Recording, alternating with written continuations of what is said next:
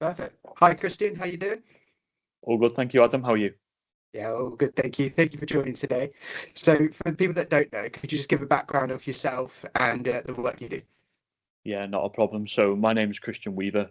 I originally went through a degree program in around about 2009, so a fair while ago now. It's a sports therapy degree program, which is my undergrad program. I then decided that I really wanted to work in sport, and so I started to take up loads of different roles within sport, and mainly within football academies.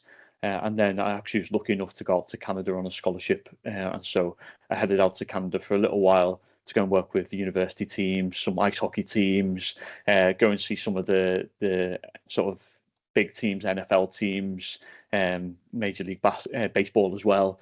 So there's lots of different experiences that I got there. And then when I came back, I then started to decide that I wanted to go into some full-time work, which was working with athletes in some capacity. So I went and actually moved down to Birmingham. I'm originally from near Liverpool area, so I moved down to Birmingham to work full-time with athletes there. So I was working with a variety of different athletes, probably about 20 different athletes within the school environment.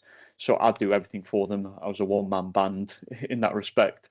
And so I'd make sure that they were looked after in terms of their general physical preparation, injury prevention strategies, but also if they got injured, then providing that treatment and rehabilitation as well. So I was working with around about 20 athletes across a variety of sports, everything from rhythmic gymnastics to slalom canoeist to Brazilian jiu-jitsu fighter, all at either national or international level. So I got a really good experience whilst I was working in that job. I was also someone who couldn't say no to an opportunity. So I ended up saying yes to everything. So I was working in a football academy at the same time. I was also with England ice hockey at that time, and doing lots of other little bits and pieces as we do as practitioners, just to continue to develop my own portfolio, my own sort of skill set. And then That's it. yeah, sorry. So once No, it no, no, got to, carry on, it carry hasn't on. stopped yet. So yeah, once I got to the sort of a point whereby I wanted to potentially go into lecturing in the future, I decided that I wanted to do a master's degree, and so actually I moved back up towards the Liverpool way, and I did a clinical exercise physiology degree at John Moores University. And from there, I was again working at football academies across some of the major football academies within the Northwest. And eventually, after completing a master's, I went into lecturing. So I began lecturing in 2015, it was. And I've been lecturing ever since in different capacities on different programs, and also just sort of doing my own bits and pieces around that as well. So quite a varied sort of experience so far. No, it sounds really exciting. Like, yeah, jetting up, doing that, and then coming back. Yeah, wow. Okay, so are you still working clinically now, or is it just on the more academic side? Yeah, so I'm mainly on the academic side, but we also have an on-site university clinic as well. So I'm in that university clinic for one of the days in the week. So that involves supervising students, seeing sort of patients come in, making sure that we're making the correct clinical justifications for what we see within the clinical practice, and giving guidance to students around that treatment, management, and rehabilitation of the people who come in. So, in terms of that guidance things, because obviously I found your details online because of your coaching work you do. Is that something that you naturally found yourself going into in terms of that coaching, mentoring type side because of the academic tutoring with your students? Yeah, exactly. So I feel as though the skill set that I've built up over time was that I'd done the clinical side of things. I've been the practitioner. I'd worked in sport. I'd also worked in clinical practice, and then it also had the academic side of things as well. So all those skill sets came together. And when I was talking to people, I started to have conversations. I know that quite a few people from my cohort never really continued after that 2-3 year mark within as being a practitioner. And then I Right. was also speaking to other practitioners who were maybe thinking about maybe stepping away from more sort of clinical based roles to maybe do some private clinic, and they didn't really know where to go with that. And also, there's a lot of people who may be thinking, oh, do I really want to continue in the profession? I've got a private WhatsApp group for practitioners, which I just set up as free to join, so that we could start to talk about these things. And around about 6 months ago, I just surveyed that group and I said, like, how many of us here actually decided to step away? Well, thought about stepping away from the profession. So this is everyone from sports therapists to physiotherapists to sports massage practitioners. I was actually quite taken back because it was over 71% of people who answered on the survey that I put out within the group had said that they thought about stepping away. And then it got me thinking, well, what's making people potentially step away? Maybe a lack of confidence, maybe some self-doubt around ability, maybe just not having clear vision and goals towards where they want to be in the future. And so I started to do a bit more on the coaching and mentoring side, and setting up my own program for people to come in and hopefully help them to establish those kind of things. So they're not thinking about stepping away from the profession. They actually feel really supported and guided. And there's also a community within there as well, within my coaching program. So they can ask other practitioners who may be like one step further ahead than them exactly what they did in order to make things work or to be the best that they can be. That sounds really good. So what was that common thread in terms, or was there a common thread in terms of why people were stepping away?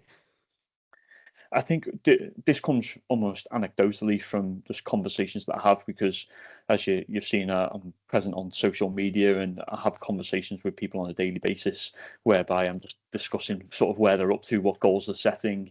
And probably once a week I speak to someone who's going, actually, I'm not quite sure whether I want to continue.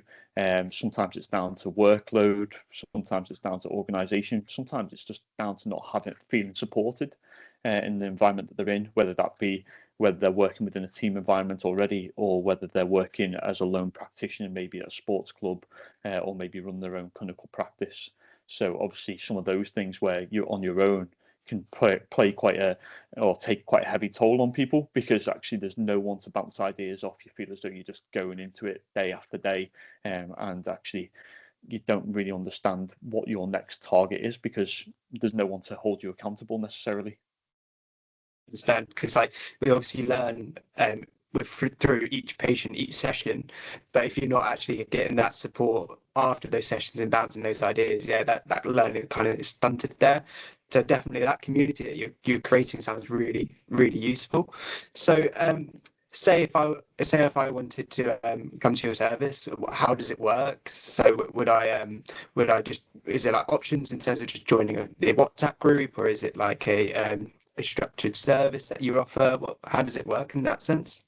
Yeah, so I have a free WhatsApp group, so anyone who's a qualified practitioner can join into that group, and that way it's just a place where we can share ideas, share knowledge, share wins. Because actually, if you're working, sometimes you don't celebrate those good things that happen, but also a place of support as well. So if there's a harder question, maybe something more complex going on, or even if you're unsure of some guideline that maybe somebody else knows, people ask it within that group. So that's the free group. Within my paid coaching program, you can join it. It's a paid program, but there's a 12-step framework within there. So we cover everything from the more, I'd say, inner work. So things like doing some self-awareness, reflecting upon where you're up to now, starting to set some goals, looking at what your overall vision is and your values, because often they get left to one side when we start to practice. We don't really cover those again. And so it's really trying to understand what the individual wants to get out of being a practitioner to help support them. And then we move on to more of the skill-based aspects. So developing key skills around organization, time management, which all help to keep everything on track. And that all ties into people's goals as well. So we can set aside time to improve. And then finally, in that 12-step process, we move into really taking action and implementing things, as opposed to them just being written down as a goal on a piece of paper at the start of the year. Actually, these are things which people are taking action on every single day. And then within the group, they're held accountable to that, so that then they're actually taking the actions to move forward in their career development, or even there's other things that people work on as well.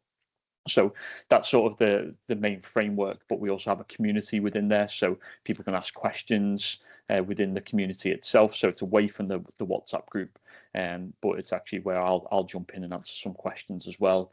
And then we also have weekly coaching calls, so people can jump in to any call that they want. We have twice a week calls, and people can come and ask the questions and get some sort of mentorship and guidance through that. They can see where other people are up to, and so they're group coaching calls that we have available.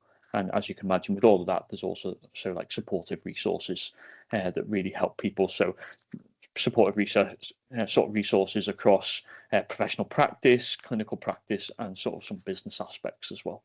With the advice that you're giving out to your members, is there a common thread in terms of that common mistake or something that therapists, physios, sports therapists, massage therapists, whoever they might be, is there something that they're not quite doing that's actually hindering their performance or just their general work?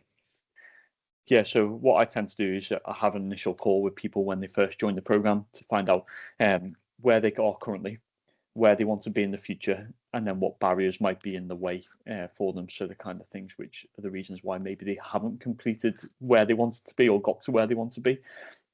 Quite often it's because people don't set specific goals for themselves. It's almost like, oh, this is what I want to achieve, but they don't actually think strategically about how they could get there. So once we set a clear goal, which we go through the process of a typical SMART goal, and we start to say, okay, how are we going to develop? What's the time frame on this? Normally with people, individuals, I set a 12-week time frame on it. And so each time we get to that 12 weeks, we start to say, okay, did we achieve that goal or not? And then we break that down to see whether there's something that was stopping them from doing that. So just to give you some examples, I had one practitioner who wanted to be known as the person who people go to within their private clinic who dealt with child-based sports injuries. And so they wanted to double the number of children who were new patients in the clinic. And within 8 weeks, they'd actually done that, and they hadn't actually implemented any of the marketing things that they said they were going to do. It's just purely because they set a clear target and they started to speak to more patients about it, and they started to put a little bit more on their social media about that. So automatically, it sort of had a process of osmosis and sort of living what they said they were going to do. They automatically started to attract more patients into their clinic.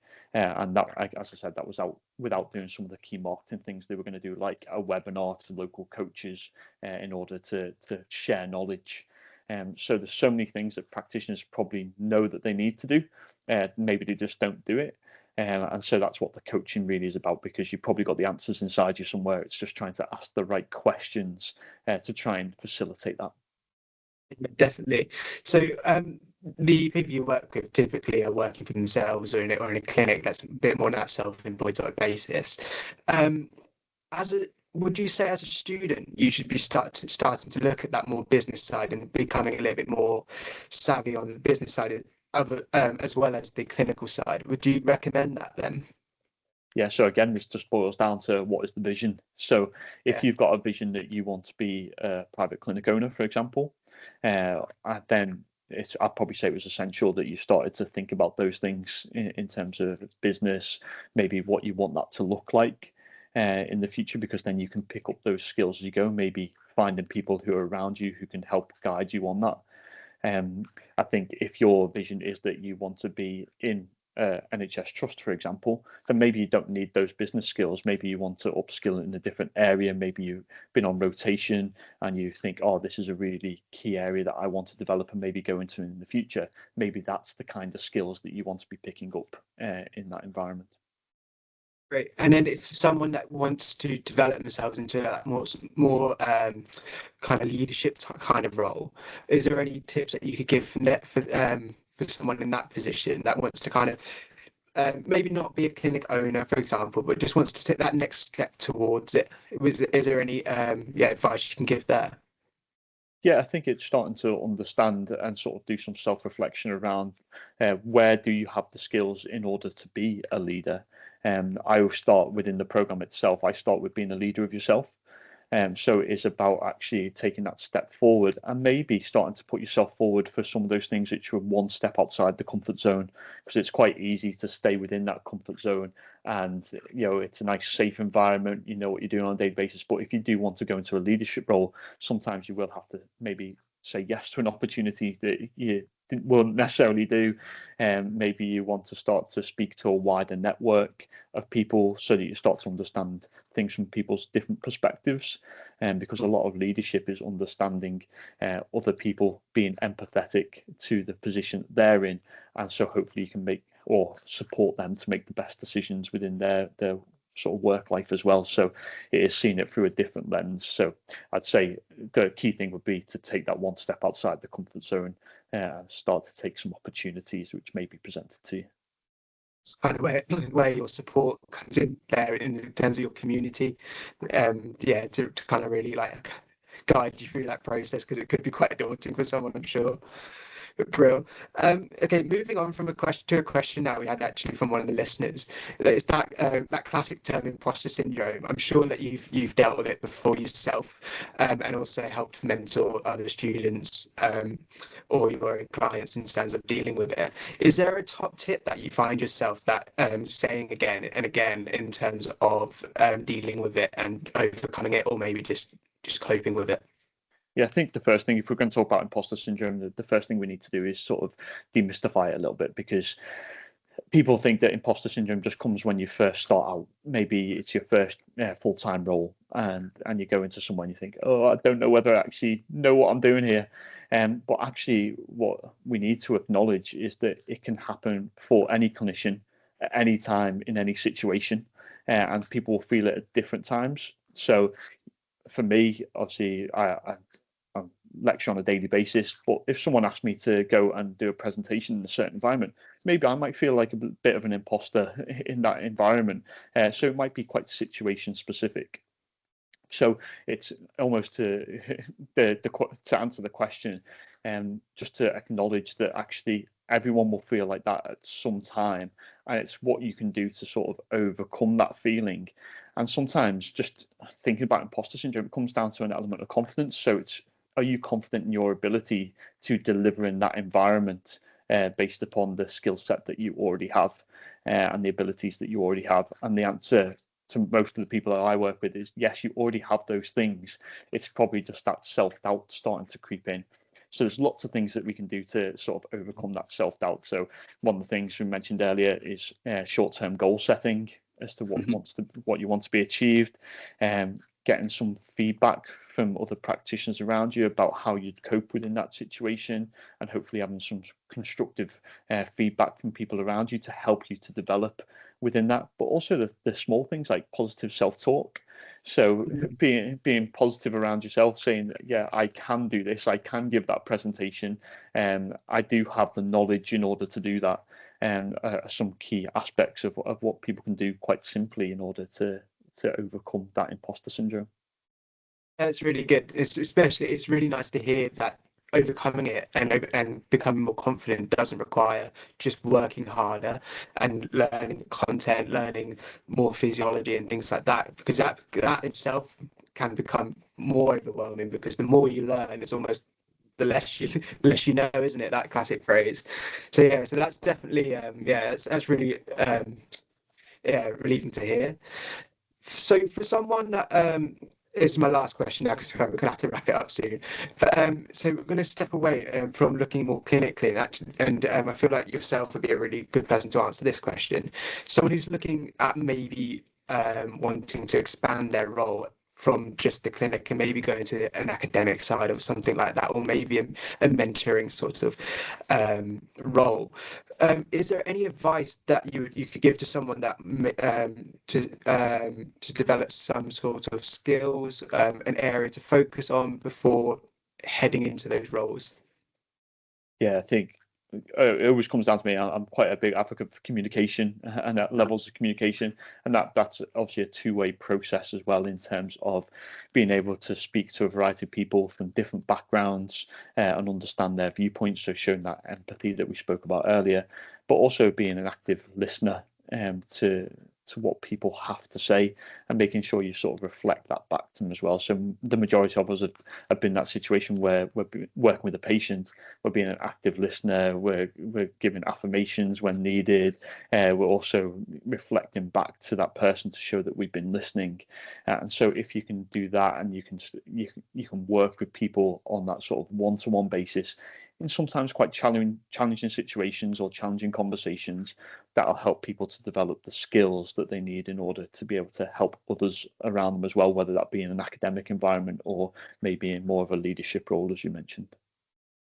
Reason I asked that because I feel we need more people like you in our industry.